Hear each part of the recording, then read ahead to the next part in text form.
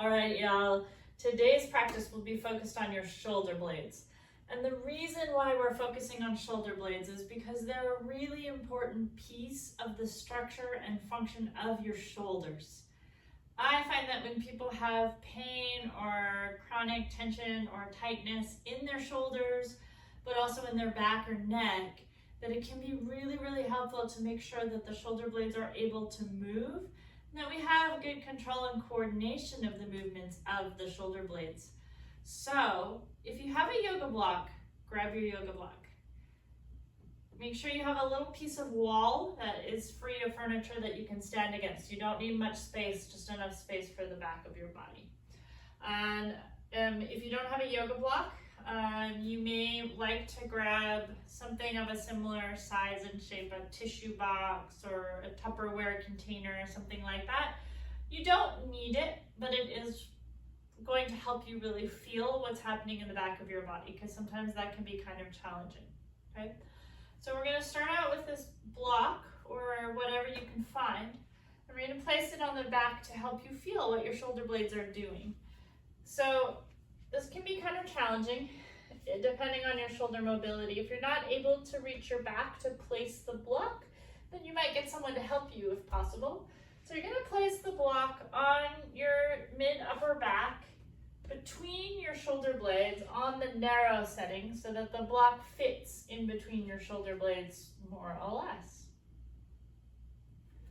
And then you're going to stand or sit so that the block is between your back and the wall. So you do your best to get it straighter, but sometimes it ends up a little crooked, and it's not the end of the world. It's really just a tool of awareness here. So your shoulder blades are sitting on either side of that block. The block is in the middle. You may even step your feet forward a little and lean into the block a little bit if that helps you feel. The first thing we're going to do is shoulder blade elevators. So we're going to think about the inner edge of the shoulder blade sliding up and down that block. So as your shoulders come up, you're going to shrug your shoulders up, and you're going to feel the inner edge of your shoulder blade sliding up the edge of that block. And then you're going to lower your shoulder blades back down, maybe even drawing them down towards your back pocket, feeling the inner edge of the blade sliding along that block. Now, sometimes when we shrug our shoulders, people have a tendency to really pull the shoulder in towards the neck or towards the ear. We're looking to see if you can bring it more up and down. So you're really sliding that inner edge of the blade along the edge of the block, and that block is going to just help you feel a little bit. No need to be perfect, right? This is just an exploration here. So seeing what happens. And then you might see if you can draw your shoulder blades away from the block and towards the block. Away from the block and towards the block.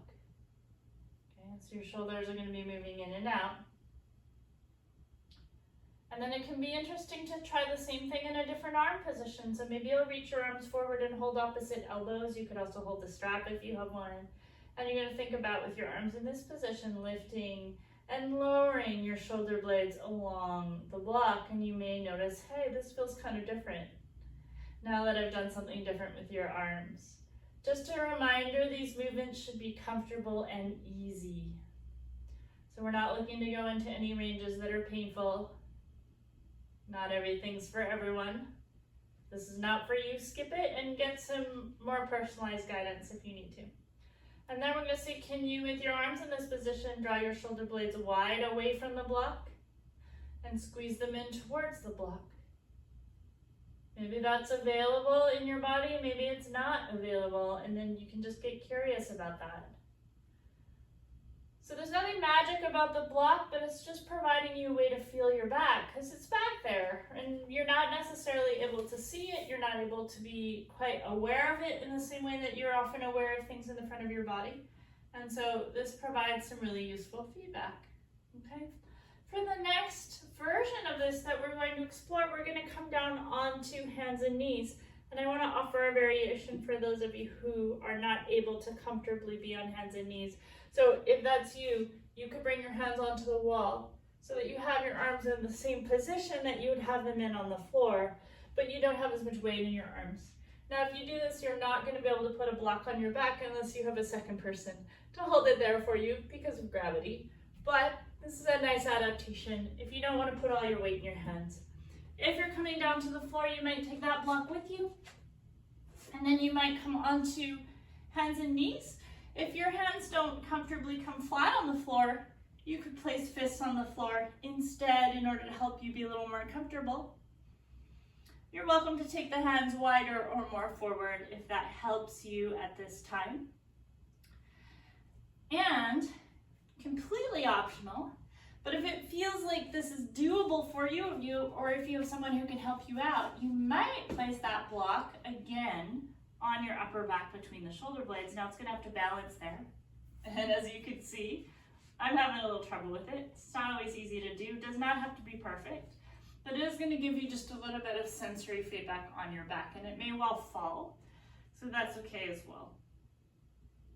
So once you're here in whatever hands and knees position you can be in, we're going to start to see if here, can you slide your shoulder blades up and down the block. So scapular elevators again, but now your hands are fixed. So you're not able to move your hands. You're seeing what movement is available in the shoulder blades. This might be quite different. And then you can see, are you able to draw your shoulder blades in towards the block, and are you able to move your shoulder blades away? As you draw in, your heart may come closer to the floor, but we're not doing a back bend, okay? This isn't cow pose. Spine stays the same, shoulder blades slide in. Press the earth away, shoulder blades come wide away from the block, but it's not cat pose, so we're not arching the spine. Spine stays the same, just the shoulder blades move. Okay. So after you've explored these two positions, then you might come to sit or stand. And you can just kind of play with, now that you don't have the block, what kind of movement patterns can you use your new awareness for? So you might see if you can create a circle, and sometimes we call this a clock. So you're going to go around the quarter hours on the clock face, imaginary clock face on your back. Okay. So we're going to think about shoulders coming up. As the shoulder blades come up, sliding along that imaginary block, it's like you're coming up to 12 o'clock. And then they're going to go out to 3 and 9, down to 6 o'clock, in and up to 3 and 9, and then up to 12. So you're just seeing if you can draw a circle on your back with your shoulder blades. It's a lot harder when I'm also doing it with my hands, kind of boggles the mind. So, seeing what you can do, no need to be perfect, right? Just getting the shoulder blades moving and getting connected to those movements. And then you might see, can you go the other way? So can you go down, out, up, and in? Where do you feel tension happening? Where do you feel gripping happening? Where does the movement feel smooth and easy? Feel free to make it small. No value necessarily to having huge movements of your shoulder blades. See if you can find a range of motion that you can control. And then you can kind of just explore what's happening with your shoulder blades as you do all kinds of poses and movements from here. I hope this is really helpful. I'd love to answer your questions and hear what you experienced in the comments.